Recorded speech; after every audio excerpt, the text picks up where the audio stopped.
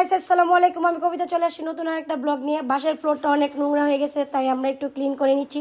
সাফওয়ানও কিন্তু আমাকে আজকেও হেল্প করতেছে। সন্ধ্যায় একটু চলে আসলাম কারখানায়, কারণ ওনারা আমাকে অনেকগুলো ডেট দিচ্ছে। এই যে আমার সোফাটা এখনও কমপ্লিট হয় নাই, বাট এসে দেখি আমার খাটটা কমপ্লিট হয়ে গেছে। ওনারা আসার পরে বলতেছে, ভাবি আজকে আপনার খাটটা নিয়ে যেতাম, আমরা ব্যান রেডি করতেছি। আমি ওনারা দিচ্ছে না, তার জন্যই চলে গেলাম, কারণ ফ্যাক্টরিটা আমার বাসার কাছাকাছি। এই যে আমার অনাকাঙ্ক্ষিত সেই খাট চলে এসেছে বাসায়। আমি তো অনেক অনেক বেশি এক্সাইটেড আমার খাট দেখে। আমি যেমন চেয়েছিলাম ঠিক সেম কোয়ালিটি, সেম ডিজাইনই হয়েছে। আমি অনেক অনেক বেশি খুশি। আমার পুরা বেডরুম সেটটা একই রকম, একই ডিজাইনের হয়েছে। খাট, আলমিরা এবং ড্রেসিং টেবিল একই রকম। এবং আমি ওই ঘরে গিয়ে যাবতীয় যে যে জিনিসগুলো রাখতেছি এগুলো সেম হচ্ছে। আর পাশাপাশি একটা ম্যাট্রিক্স অর্ডার করেছিলাম। এটা আমার একটা ব্যাক পেইন আছে, আমার একটা প্রবলেম, সেই জন্য আমি একটা অর্থোপেডিক ম্যাট্রিক্স অর্ডার করেছি।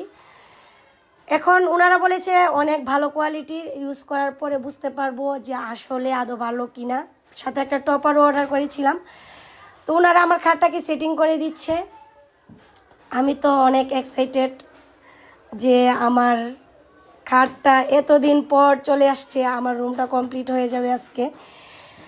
তো ফাইনাল লুক কি হয় অবশ্যই আপনাদের সাথে শেয়ার করব। এখন আমি গোল্ডেনের শিটের উপরে যে কাগজটা ছিল এগুলো উঠিয়ে নিচ্ছি। এখন কিন্তু আরও সুন্দর লাগছে খাটটা দেখতে। আমাকে লামিয়া হেল্প করতেছে।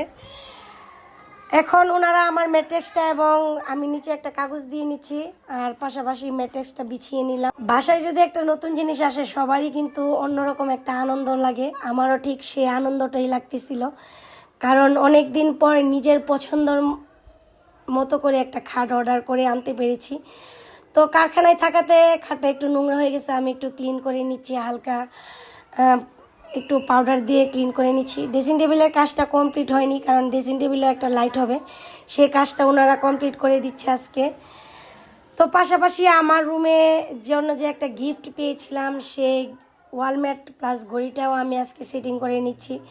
সব কিছু মিলিয়ে আজকে আমি মহা খুশি। সবাই আমার জন্য দোয়া করবেন, এবং খাটের বেডশিট বিছিয়ে ফাইনাল লুক কেমন হলো সেটা দেখার জন্য সবাইকে রিকোয়েস্ট করব, আমার পাশেই থাকবেন। আল্লাহ হাফেজ।